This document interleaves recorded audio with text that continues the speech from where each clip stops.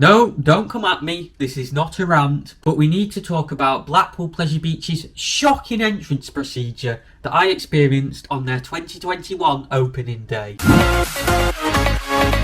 Hello and welcome back to ThrillNet, bringing you everything thrill related in the UK and beyond via the internet. And today I'm going to be talking about Blackpool Pleasure Beach's 2021 entrance procedure, because when I experienced it on opening day, it was shockingly bad. Now, I know I'm referring to their opening day for the season here, and if you visit a park on opening day, don't expect everything to be perfect. Of course there's going to be flaws. You know, there's going to be a lot of new staff managing the park, and I'm sure that was the case with Blackpool Pleasure Beach. That's why I'm doing this video as a Storytime video, as the first video in a brand new series I'm starting here on the channel, where I'm going to be sharing stories from experiences at theme parks. Because, you know, I thought a rant would be too harsh on the park when, you know, we're considering an opening day here, and things may well have improved by the time I'm uploading this video. Nevertheless though, this is something that needs to be talked about, because it's something that shouldn't happen again.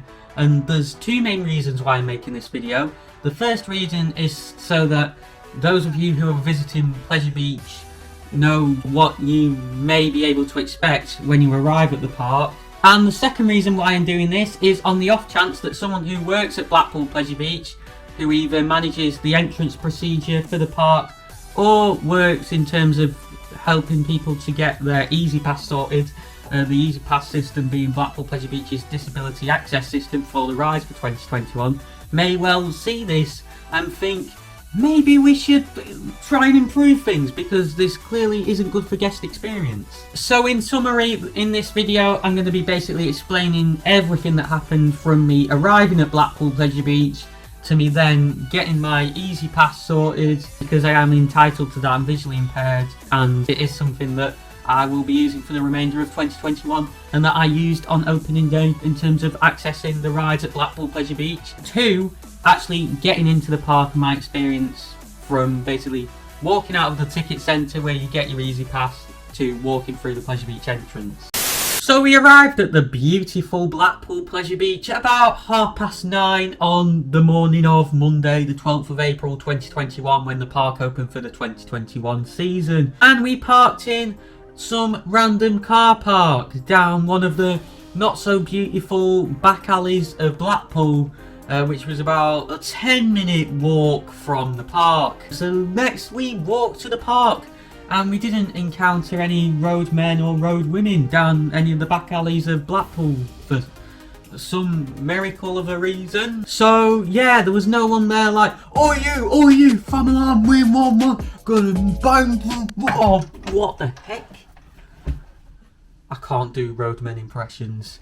So we arrived at the entrance to Blackpool Pleasure Beach itself around 9:45 or 10:50. Now, I know some of you may be asking, well, why did you get to Blackpool Pleasure Beach so early when the park only opened at 11 that day? Well, that is because Josh from Theme Park Mad forced me to, for some reason. We then attempted to enter the ticket centre via the entrance that most of you would have used before 2020 to get your wristbands in order to inquire about getting the EasyPass sorted. However, we found that we couldn't get into the ticket centre that way because it was blocked off, so we went and asked a member of staff nearby, who basically told us that we'd need to go around the side of the ticket centre and use the entrance that season pass holders used before 2020 in order to get hold of their wristbands. So we walked in through that entrance, and we ended up walking in on Amanda Thompson.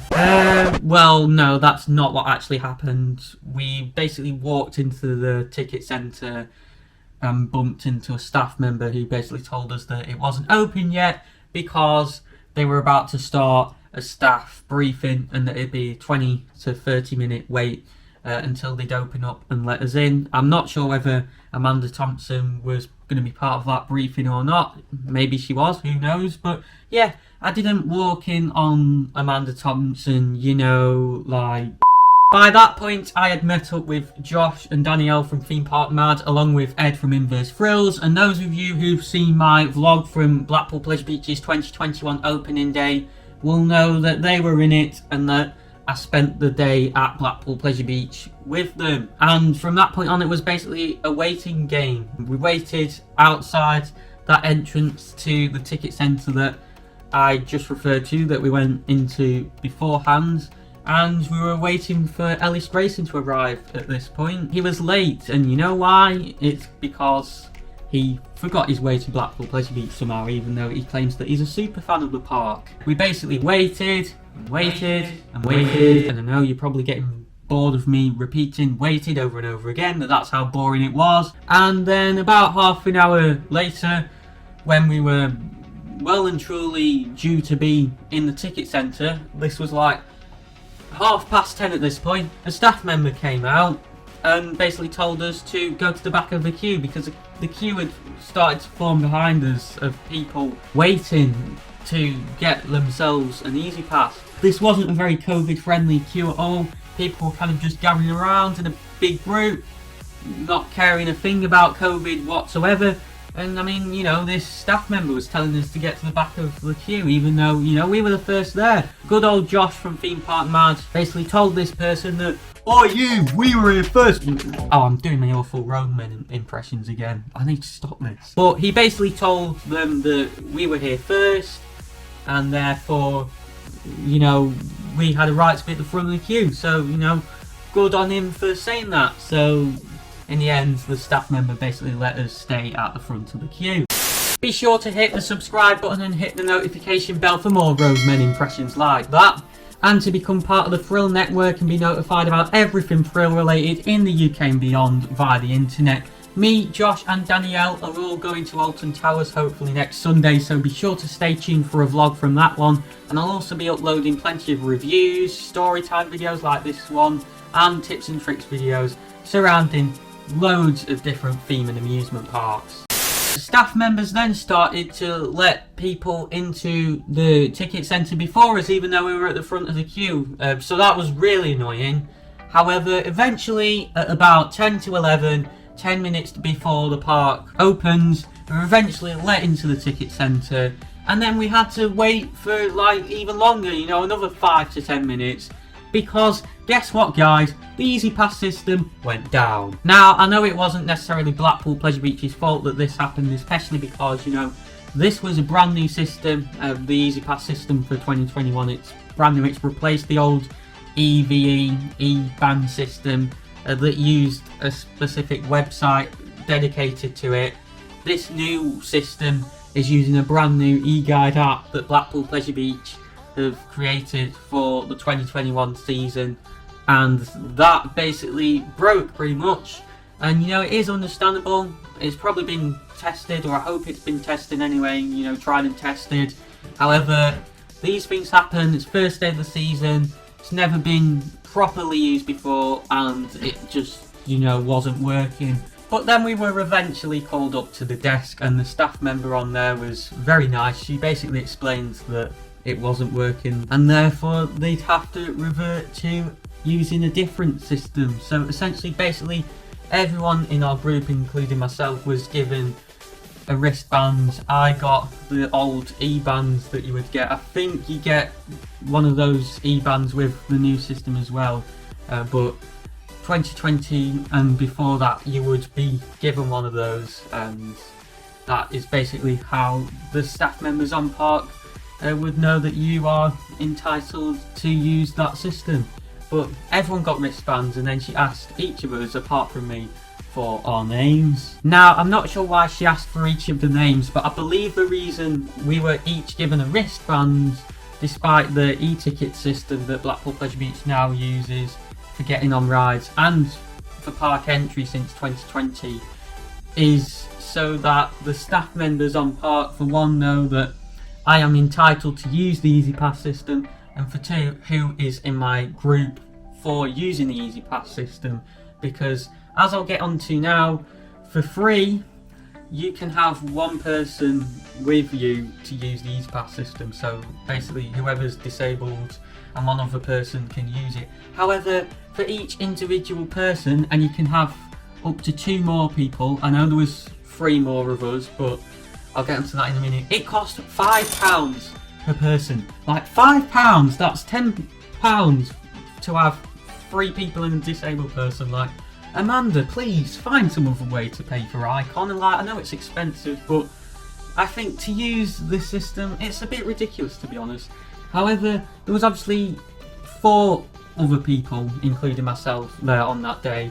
And really, it's only meant to be a maximum of 3 using that system. However, the nice staff member let the remaining person use it. However, that meant it cost £15, and yeah, it's pretty ridiculous on top of any merchandise and food that you can potentially be buying on that day. I mean, yeah, it's a lot of money. It does feel like the park are money grabbing a little bit with that one. Like, as I said, I know Icon's expensive, but surely there's other ways to pay for it. Anyways, after that we exited the ticket centre to get into the park, and by this point it was going on 10 past, quarter past 11, so we'd already missed 10 to 15 minutes of park time due to these issues. And the crowds outside the ticket centre getting into the park were an absolute mess and not COVID safe whatsoever. There was multiple queues going on. There was queues to get into the ticket centre via an entrance, like merging with like queues for the park. There was like multiple queues going on to get into the park. There was like a longer one and a shorter one. However, we went to ask a staff member if we could like skip these queues because it just wasn't COVID safe, and we'd already waited so long to get into this ticket centre to sort out this EasyPass. And luckily, you know, he was really nice again and he let us skip the queues. However, as we were getting towards, you know, the entrance, you know, we'd skipped a queue. Like, there was like 2 other queues going on, like a longer one and a shorter one. Like, I don't even know. There was like a queue round the sides of the park that we managed to skip, and then there was like 2 queues going on. Like, I don't know, the queue for the ticket centre going one way, and then like a couple of queues also like branching out to get into the park through like different entrances, because there's obviously multiple security points to get into the park to sort of disperse crowds and increase throughput getting in there. We basically started to go down the shorter queue, and then Ed and Ellis basically got pulled to the side and made to go down the longer of the 2 queues to get into the park. It was just an absolute mess out there. I didn't feel safe out there. For those who don't know, I am extremely clinically vulnerable to COVID, and except for the odd visit to Tesco and walks, this was the first public place I'd been, and you know, it was quite daunting anyway, and this wasn't a good start to it. But we got through security and got into the park. We scanned our e-tickets under the new scanner that the park got for the 2020 season, and enjoyed the rest of our day from about 20 past 11 to park close at 5 o'clock. So we missed about 20 minutes of park time in the end. However, most of that, you know, wasn't down to the park's fault. I mean, it was technology at the end of the day. But the things that sort of annoyed me in relation to this new situation was, well, one, the mess of queues outside the park that just weren't COVID friendly whatsoever. Now, I know it was the first day of the season and a lot of the staff out there managing it were likely new staff. I remember from watching Airtime John's vlog, he spoke to Amanda Thompson on opening day, and she did say that a lot of the staff were nervous that morning because a lot of them were new staff who hadn't had experience at the park in 2020 with COVID or something along those lines, and they were nervous both because, you know, it was a new job for them and they were having to do that job in the midst of a global pandemic, and that is very understandable, and I do sympathise with the staff and Blackpool Pleasure Beach. You know, that is why I'm not doing a rant video for this, because I feel like that would be way too harsh on the park when this all happened on opening day. But the main message is it does need to be sorted out. And in terms of the other stuff that annoyed me in relation to this, it's the EasyPass system at the end of the day, because, you know, this was a problem with the old EVE E-band system as well. You know, the fact that if a disabled person has more than one person with them, it costs £5 per person, and I just think that there's no reason why it should be like that. I can't see the justification behind that, because at the end of the day, this isn't Speedy Pass, which is Blackpool Pleasure Beach's fast pass system, which, you know, if money's to be charged to that, it's understandable, because, you know, it's basically skipping queues with no relevant reason to do so. But this is meant to be a perk for disabled people, this EasyPass system, and getting people to pay for a perk, I just can't see any justification as to why that should be the case. However, at the end of the day, we still managed to get on all the rides we got on that day, and me, Josh, Danielle, Ed and Ellis all had an absolutely brilliant day at Blackpool Pleasure Beach that day. It was amazing, especially for me. I hadn't been in a park for over a year, and neither had Ellis actually, but me, due to COVID, you know, I'd been stuck inside all that time, and it was great to be back at the park again. The staff inside the park on that day as well were all really good.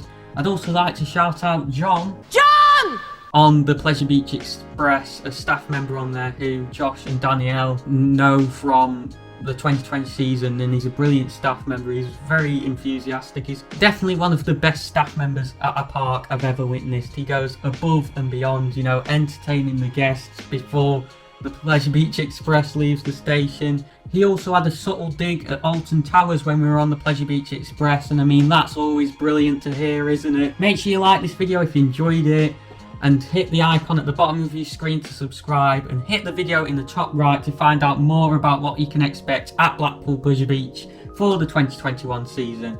But thank you for watching, and I'll see you next time.